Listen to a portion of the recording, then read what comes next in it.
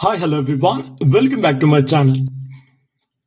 Today let's talk about Samuel Taylor Coleridge's Biographia Literaria, or biographical sketches of my literary life and opinions.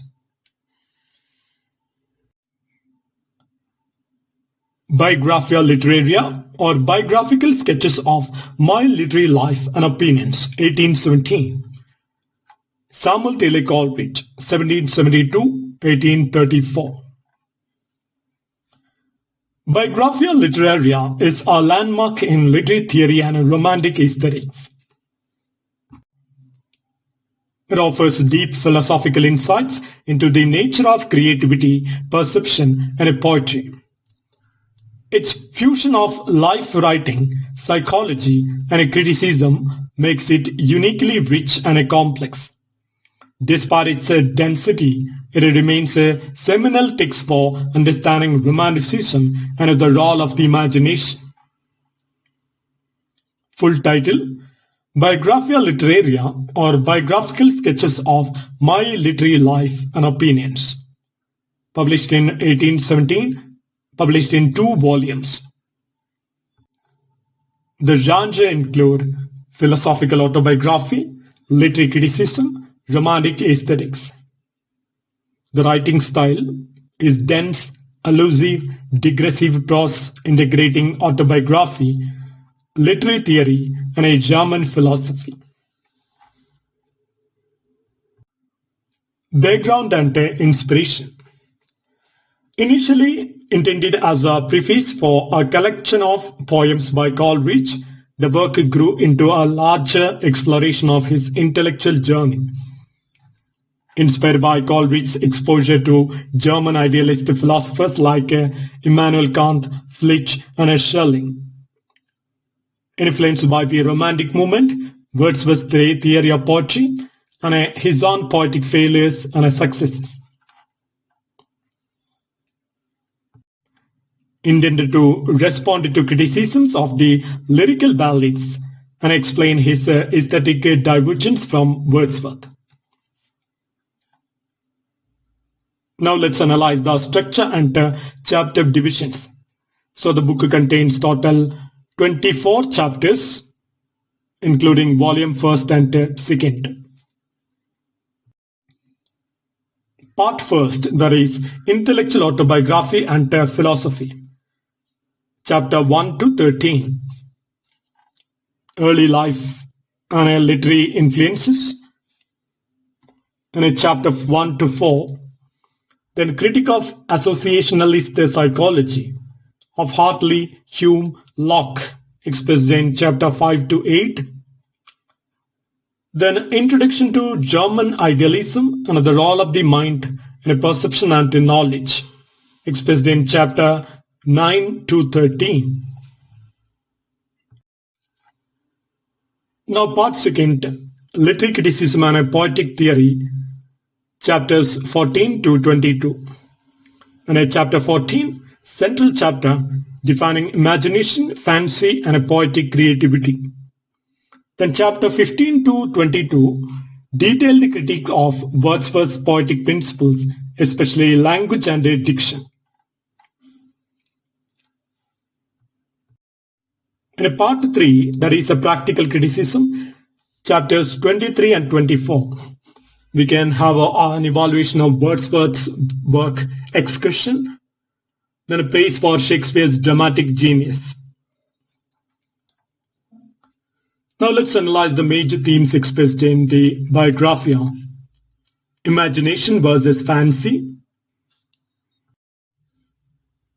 Imagination is creative, divine, holistic. Fancy is mechanical, aggregative, derivative. Organic form. Poetry should grow naturally from inner unity, not be forced into external structure. Self-consciousness and knowledge. Truth arises from the synthesis of subject and object in the mind. Critique of empiricism. Coleridge attacks British empiricism for ignoring creativity and spontaneity. Poetic language. Coleridge rejects Wordsworth's simplification. Poetic language must elevate ordinary language. Symbol and allegory. Symbols reveal unity. Allegory separates ideas from things. The poet as sage elevates poet as interpreter of universal truths and harmonizer of opposites. Now let's go to the key philosophical concepts. Primary imagination. A universal unconscious and a creative force of perception akin to divine creation. Secondary imagination is a conscious poetic faculty that reshapes reality imaginatively. The fancy, passive, memory-based process with no real creative power. Plastic power, that is, the unifying force of the imagination to shape disparate elements into a coherent whole. Now, summary of the key chapters. Chapter 1 to 4, Coleridge's schooling, exposure to literature, and a love for speculative thinking. Chapter 5 to 8, a critique of Hartleyan associationalism, exploration of how the mind processes experience. Chapter 9 to 13, transition from British empiricism to German transcendental idealism, Kantian influence. Then chapter 14 introduces primary and secondary imagination, defines fancy, sets a foundation for romantic aesthetics. Then chapter 15 to 22 dissects Wordsworth's theory of poetry, language, and the role of passion and matter. Then chapter 23 and 24 reviews Wordsworth's poem, that is Excursion, celebrates Shakespeare's drama for its organic unity. Now let's have a look at the key arguments. A poem should be the product of imaginative unity, not a mechanical arrangement of parts. He rejects Wordsworth's notion that poetry should only use the language of common men. Claims that language, rhythm, and imagination are what elevate poetry to art.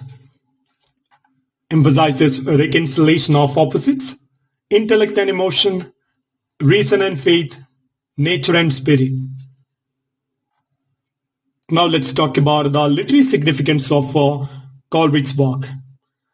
Coleridge's work is one of the foundational texts of English Romantic criticism, which bridges literary theory and a German idealist philosophy. The work influenced later critics like T.S. Eliot, M.H. Abrams, and Harold Bloom. It introduced philosophical aesthetics into English poetics. Now let's have an explanation of the title of the work, Biographia Literaria.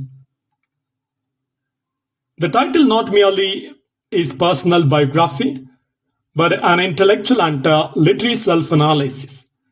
It blends life experiences with theoretical reflections on poetry and creativity. This demonstrates how Coleridge's philosophical development influenced his aesthetic theory. Now let's talk about the current relevance of Coleridge's work. The concept of imagination as a creative spiritual force remains central to literary criticism. It anticipates modern discussions on symbolism, intertextuality, and the unconscious. The idea of organic form still informs how we understand narrative and poetic structures. It offers critical tools to read romantic, simplist, and modernist poetry. The work is a precursor to reader response theory, emphasizing the mind's active role in interpretation. Now let's discuss the main quotes. The first one. The poet, described in ideal perfection, brings the whole soul of man into activity. Coleridge defines poetry as a unifying force that stimulates intellect, emotion, and imagination. This reflects his belief in poetry as a holistic human experience. The statement stresses the poet's role in harmonizing human faculties. Now the next quote.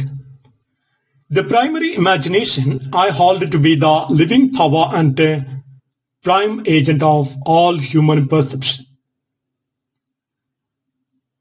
Here, Coleridge distinguishes between primary and secondary imagination. The primary imagination is universal and foundational to all human experience. It is the spontaneous act of perceiving reality. Now the next quote. The secondary imagination is an echo of the former, coexisting with the conscious will.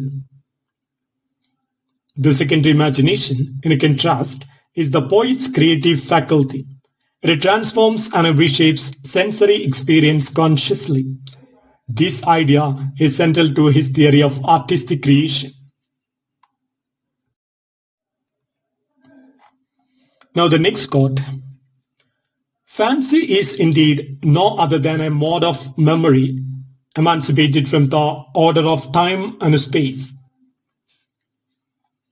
Coleridge here contrasts imagination with fancy, arguing that fancy is a mechanical and less creative mental operation.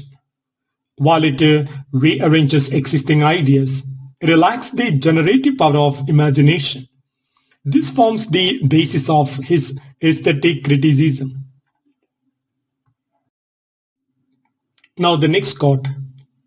A poem is that species of composition which is opposed to works of science, by proposing for its immediate object pleasure, not truth. Poetry, for Coleridge, aims to give aesthetic pleasure rather than convey factual knowledge. This emphasizes poetry's experiential value. He thus draws a clear line between poetic and scientific discourse. Now the next quote. The poet diffuses a tone and a spirit of unity that blends and diffuses each into each, by that a synthetic and a magical power to which they have exclusively appropriated the name of imagination. Coleridge describes the poet's ability to unify disparate elements through imagination. This magical synthesis creates artistic coherence. He privileges imagination over reason in a poetic composition. Now the next quote. The understanding is not creative. It only arranges or classifies the material of knowledge. Coleridge critiques rationalism and the Enlightenment emphasize on understanding. Understanding is mechanical, whereas imagination is dynamic and formative. He valorizes creativity over intellectual categorization. The next quote. No man was ever yet a great poet without being at the same time a profound philosopher. This statement links poetic excellence with the philosophical depth. Coleridge believes great poets engage with the deep metaphysical questions. He defends the intellectual seriousness of poetry. Now the next quote. Shakespeare's judgment is commensurate with his genius. Coleridge here praises Shakespeare not only for his creativity, but for his critical and structural sense. Genius and judgment must coexist. It is a comment on balanced artistic excellence.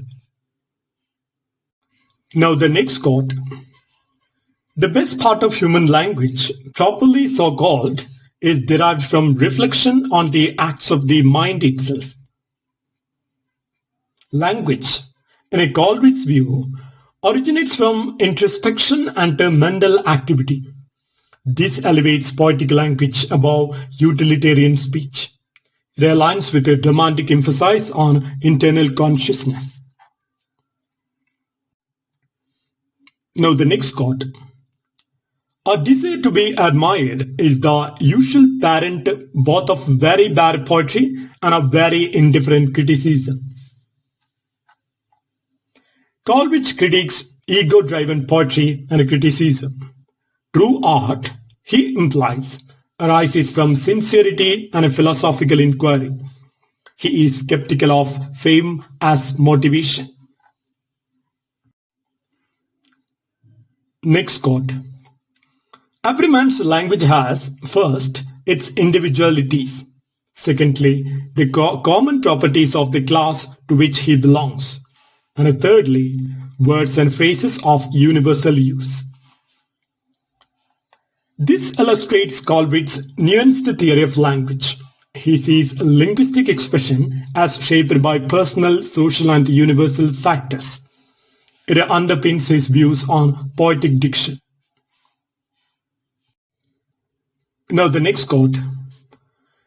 To attempt to confine metaphysics to fixed terms and definite definitions is to mistake the end of it altogether. Coleridge here resists rigid systematization and philosophy. For him, metaphysics deals with fluid and dynamic ideas. He supports interpretive over prescriptive approaches. Now let's go to the next quote. The reader should be carried forward, not merely or chiefly by the mechanical impulse of curiosity, but by the pleasurable activity of mind excited by the attraction of the journey itself.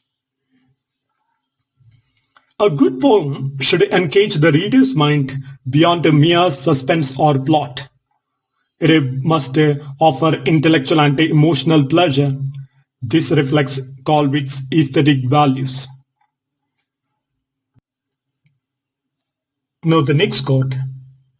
The excellence of a poet is a general and indiscriminate perception of resemblances. Poetic talent involves recognizing connections others miss. The poet sees unity where others see separation. This reaffirms imagination's power to integrate. Now the next quote. It is not the poem that we ought to criticize first, but the poet's intention. Coleridge foregrounds authorial intent in criticism. Understanding the poet's aim is essential before judgment. This counters purely formalist reading. Now the next quote. The whole is more than the sum of the parts. Echoing holistic philosophy, Coleridge argues that poetic unity transcends individual components. True artistry lies in integration. This is a romantic defense of organic form. Now the next quote. I became a dreamer and acquired an indisposition to all bodily activity. Coleridge describes his own early disposition toward contemplation and imagination. It hints at his internal conflicts and a later opium use. This biographical insight adds depth to his poetic theories. Now the next quote.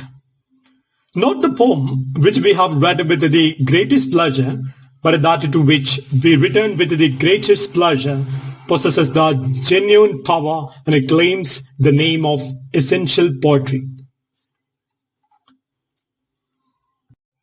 Coleridge distinguishes momentary delight from enduring value. Lasting impact, not immediate sensation, defines greatest poetry. This is a key evaluative principle. Now the next quote. In poetry, even that which we call the mechanical part may assume the properties of the spirit. Coleridge elevates form and technique when infused with creativity. Meter, rhyme, and structure can become expressive tools. This supports the union of form and content in poetry.